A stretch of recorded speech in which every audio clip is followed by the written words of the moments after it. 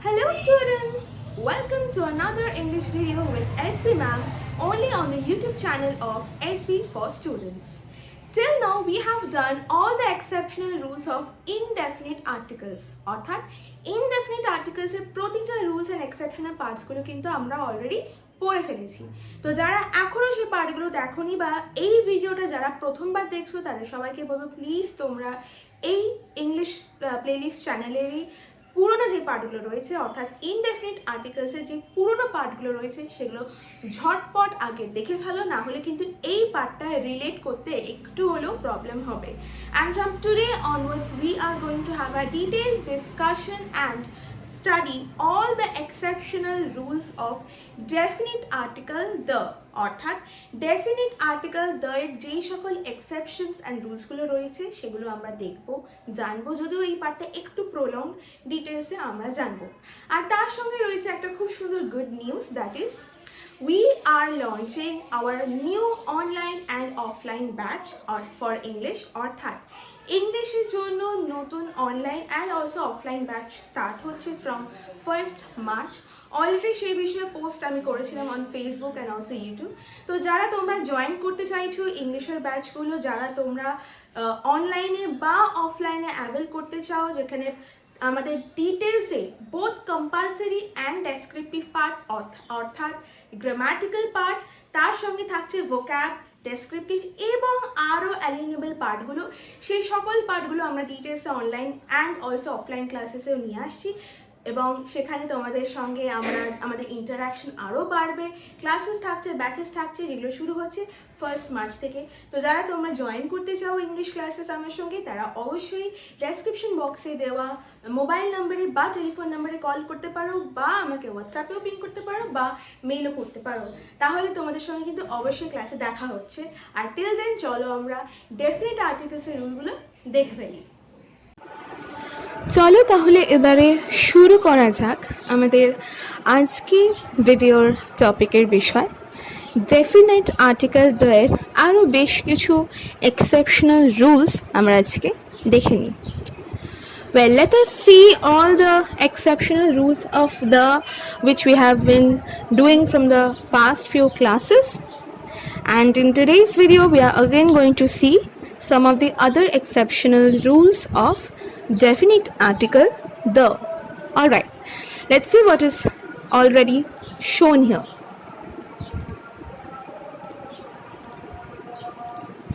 We should use definite article the before the case in apposition. So whenever we are using any type of any apposition or appositive type of words or appositive type of expression, we need to use definite article the. Now the question is, what is apposition or what is appositive expression, right? Well, let's come there. What is apposition? Now, apposition is basically when we give an extra information about a subject or about a certain topic, and especially those kind of things are given in the form of a clause or subordinate clause along with a conjunction which is basically comma. For example, let me give you an example. Let's write the example here and then I'll make you understand with the examples that have been already displayed here. Suppose I'm saying Rita, comma, the first girl of our class is going. Suppose I'm trying to express a certain feelings like this, that who is going? Rita is going, and I'm giving an extra information about Rita, that is the first girl. So Rita is the first girl of our class and she is going to some place, and that is what been expressed over here. So we have given a comma, you can see the comma over here, and with the help of which we are trying to express this feeling that Rita, comma, the first girl of our school is going. So we are actually giving an extra information about Rita, right? So basically what is happening here is, which you can clearly see shown here, whenever we are trying to give an extra information, whenever we are trying to put an extra information about certain things or about something, specifically to be mentioned about something, we can give that extra information with the help of a comma. You can see here a comma has been shown, it's been given. So we can give that extra information without using any other words or any other grammatical words. We can just put a comma and give the extra information, right? So these things are basically called apposition, which are usually expressed in the form of a clause, and that is what been actually done here. So it has been said in case of apposition we have to use the, what we did here, the first girl. So now let us see the example. Netaji, comma, the hero of modern India ought to be remembered. So these are basically two sentences which we are joining up, and you can also put this under the compound or complex type of sentences. Majorly complex type of sentences also have apposition. Well, you can see in the first example, Netaji, comma, the hero of modern India ought to be remembered. That means Netaji is the hero of modern India is a sentence, and Netaji ought to be remembered is another sentence. So there are two types of sentences which we joined together with the help of apposition. So let's break, if we break it, it's two, and if we are trying to join up, we are joining up with the help of this comma, where we are putting this extra information along with Netaji. So Netaji, comma, the hero of modern India, comma, ought to be remembered. So this is the apposition part, the hero of modern India. So in case of apposition we have to use the, and that is where the is used. Fine. Let's see the second example. Who can underestimate Mr. Vajpayee, the former Prime Minister? You can see the comma here. So the apposition is the former Prime Minister. The former Prime Minister is an extra information about Mr. Vajpayee, which has been shown here. And Mr. Vajpayee, comma, the former Prime Minister, by this we can join two sentences. So the two separate sentences are Mr. Vajpayee is the former Prime Minister, and the second sentence is who can underestimate Mr. Vajpayee. So we are joining up these two sentences. This type of sentences, or in this type of grammatical cases, we call this apposition. Clear? Well, তাহলে আমরা এবারে রুলটা একটু দেখে নিই, একটু অন্যরকম লাগতে পারে। রুলটা কি বলছে আগে একটু পড়ি। Definite article the is used before the case in apposition. অ্যাপোজিশনের ক্ষেত্রে the ইউজ করা হবে। আচ্ছা, তাহলে এবারে বুঝতে হবে অ্যাপোজিশন বস্তুটা কি, খায় না মাথায় দেয়। আচ্ছা, অ্যাপোজিশন হচ্ছে বেসিক্যালি যখন আমি দুটো সেপারেট সেন্টেন্স, দুটো আলাদা বাক্যকে জুড়ে দিচ্ছি। আচ্ছা, জুড়ে দেওয়ার অনেকগুলো দিক আছে, অনেকভাবে আমি দুটো আলাদা বাক্যকে জুড়তে পারি। তো আমি দুটো আলাদা সেন্টেন্সকে কি করে জুড়তে পারি না, বেসিক্যালি আমি একটা, এই এক্সাম্পলটাই আমি নিচ্ছি, Rita the first girl of our class is going, এটা একটা এক্সাম্পল আমি নিয়েছি। তো এখানে কি বলা হচ্ছে, রীতা, কমা, the first girl of our class is going. Apposition হচ্ছে এই পার্টটা, the first girl of our class। কিভাবে? দুটো আলাদা sentence, Rita is the first girl of our class, এটা একটা সেন্টেন্স, আর সেপারেট সেন্টেন্স হলো রীতা ইজ গোয়িং। আমি দুটো সেন্টেন্সকে কিভাবে জুড়লাম, আমি এইভাবে জুড়লাম যে Rita, comma, the first girl of our class is going. তার মানে কি, রীতার সম্বন্ধে যে ইনফরমেশন যে দিচ্ছে সেটাকে আমি কমা দিয়ে এখানে জুড়ে দিলাম। এই ধরনের জিনিসগুলোকেই আমরা অ্যাপোজিশন বলি, যেখানে দুটো সেপারেট সেন্টেন্সকেও আমরা একসঙ্গে জুড়ছি এবং একটা সার্টেন টপিক বা একটা সার্টেন সাবজেক্টের সম্বন্ধে যে এক্সট্রা ইনফরমেশন যে পার্টটা দিচ্ছে সেটাকে আমরা সাবঅর্ডিনেট ক্লজ বা ক্লজও বলে থাকি, সেটাকে আমরা কমা দিয়ে তারপরে লিখছি। তাহলে আমাদের এই জিনিসগুলোকে আমরা যখন সেন্টেন্সের ব্যাপারে পড়বো, complex sentence, compound sentence, simple sentence, যখন ওইখানে পড়বো তখন কমপ্লেক্স সেন্টেন্সের পার্টেও এই জিনিসগুলো আমরা প্রায়শই দেখে থাকি বা দেখবো।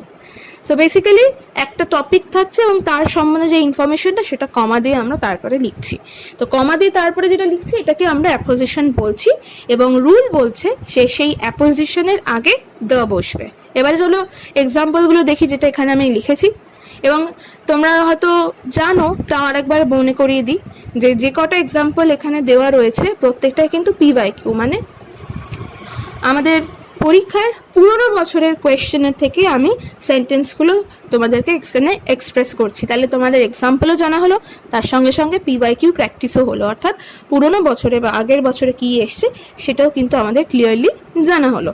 তাহলে এখানে এক্সাম্পল বলছে Netaji comma the hero of modern India ought to be remembered. তাহলে এখানে the hero of modern India এই পার্টটাই হলো গিয়ে আমাদের অ্যাপোজিশন। কেন? দুটো আলাদা সেন্টেন্স হচ্ছে। Netaji is the hero of modern India, এটা একটা সেন্টেন্স। আরেকটা সেন্টেন্স হলো Netaji is ought to be remembered. তো আমি দুটো সেন্টেন্সকে আলাদাভাবে জুড়ে দিচ্ছি। কিভাবে জুড়ছি? Netaji comma the hero of modern India, এটাকে আমি বানাতে পারি কিভাবে? The hero of modern India এটা একটা এক্সট্রা ইনফরমেশন নেতাজির সম্বন্ধে দিচ্ছে এবং এটা একটা ক্লজ। এবারে ক্লজ কি, ফ্রেজ কি, যখন আমরা এরপরে গ্রামাটিক্যাল চ্যাপ্টার্স এগোবো তখন তোমরা আরও ডিটেলসে বুঝতে পারবে। এখন যদি সেই পার্টগুলো আমরা বুঝতে বসি তাহলে এইটা আমাদের বুঝতে অসুবিধা হয়ে যাবে, তো ডিলে হয়ে যাবে। তো সেই জন্যই আমি বলছি Netaji comma the hero of modern India comma ought to be remembered. The hero of modern ইন্ডিয়াটা হচ্ছে আমাদের অ্যাপোজিশন, সেই জন্য সেখানে তার আগে দ্য বসছে। বোঝা গেল? এই পরে এক্সাম্পলটা একবার দেখে নিই। Who can underestimate Mr. Vajpayee, comma, the former prime minister? এই যে কমা দিয়ে দিয়েছিলাম এখানে, এই দ্য ফর্মার প্রাইম মিনিস্টারটা হলো বাজপেয়ীর সম্বন্ধে একটা এক্সট্রা ইনফরমেশন, যে মিস্টার বাজপেয়ী কেমন। হ্যাঁ, তো মিস্টার বাজপেয়ী কেমন ছিলেন সেই সময় বা এই সময়, তো সেই সম্বন্ধে একটা এক্সট্রা ইনফরমেশন দিচ্ছে দ্য ফর্মার প্রাইম মিনিস্টার। তাহলে এই যে the former prime minister part যেটা রয়েছে এটা বাজপেয়ীর সম্বন্ধে এক্সট্রা ইনফরমেশন দিচ্ছে। তাহলে দুটো আলাদা সেন্টেন্স কি হলো? Mister Vajpayee is the former prime minister, এবং আরেকটা সেন্টেন্স হলো who can underestimate mister Vajpayee. এই দুটো সেন্টেন্সকে আলাদা যে দুটো সেন্টেন্স আছে সেগুলোকে আমরা একসাথে জুড়ে দিয়ে বানিয়ে দিলাম who can underestimate mister Vajpayee comma the former prime minister. এখানে দ্য ফর্মার প্রাইম মিনিস্টার হলো আমাদের অ্যাপোজিশন, আর অ্যাকর্ডিং টু রুল অ্যাপোজিশনের আগে দ্য বসবে, ঠিক যেমন এখানে দ্য বসানো আছে। ঠিক আছে, আই গেস রুলটা তোমাদের ক্লিয়ার। চলে যাচ্ছি নেক্সট রুলে। ওয়েল, খুব সোজা রুল এটা। এখানে বলে দেওয়া হয়েছে definite article the is used before the dates, for example the 12th of March, the 15th of October। আচ্ছা, তার আগে একটা কথা বলি, তোমরা যারা এই ক্লাসটা প্রথমবার দেখছো বা প্রিভিয়াস ক্লাসেসগুলো যদি না দেখে থাকো তাহলে তোমাদেরকে রিকোয়েস্ট করবো প্লিজ তোমরা প্রতিটা প্রিভিয়াস ক্লাস দেখো, তাহলে তোমাদের আর্টিকেলের উপরে কনসেপ্টটা আরও দেখতে যাবে এবং আরও ক্লিয়ার হবে প্রথমত, এবং দ্বিতীয়ত আমাদের নতুন প্যাটার্ন এবং নতুন যেই ওয়েটা শুরু হচ্ছে বা WBCS এর ক্ষেত্রেও যে চেঞ্জ হচ্ছে তাতে কিন্তু এই মাইনর রুলসগুলো কিন্তু প্রচণ্ড দরকার। সো প্লিজ সেগুলো ফলো করতে থাকো এবং ডিটেলসে রুলসগুলো দেখো, সেগুলোই তোমাদের কিন্তু আলটিমেটলি কাজে লাগবে। সো প্লিজ এগুলো যতটা পারো ডিটেলসে যেগুলো বলছি বা পড়াচ্ছি সেগুলো নোট ডাউন করে নাও, এবং এই পিপিটিগুলো কিন্তু আমি তোমাদেরকে টেলিগ্রাম চ্যানেলে দিয়েও দেবো। হ্যাঁ, আমাদের যে টেলিগ্রাম চ্যানেলটা রয়েছে, পুরো আমাদের এই ক্লাসটা শেষ হয়ে গেলে, এই পার্টটা আর্টিকেল রুলস শেষ হয়ে গেলে পুরো পার্টটা আমি তোমাদেরকে টেলিগ্রাম চ্যানেলে দিয়ে দেবো। সো তখন তোমরা ডেফিনেটলি পুরো পিপিটিটা পেয়ে যাচ্ছ of course, but still it is my request তোমাদেরই বোঝার সুবিধার জন্য যখন পড়াচ্ছি পারলে সেগুলো একটু নোট ডাউন করে নাও বা লিখে নাও। So it's my request to all of you, please go through all the previous English classes that are present here. You will find all the English classes under the playlist named English present in this channel named SB for Students. So please watch all those previous classes for making your conception towards articles and English more and more clear, firstly. And secondly, make sure that you are having a very deep conception about how to attend question and answers, because now all the exam patterns are changing, and for that rules and methods and examples and PYQ practices are a must need. So please make sure that you are doing all those parts very clearly. Well, coming back to this part, let's read the rule. We should use definite article the before date. So whenever we are mentioning any kind of any date, we have to use definite article the. The 12th of March, the 15th of October. So March, in the month of March we are specifying a certain date, the 12th of March. So since we are specifying a date, so we are using the 15th of October. Since we are specifying a certain date, so we are using the. Suppose we are specifying last Sunday of March, so we have to say the last Sunday of March.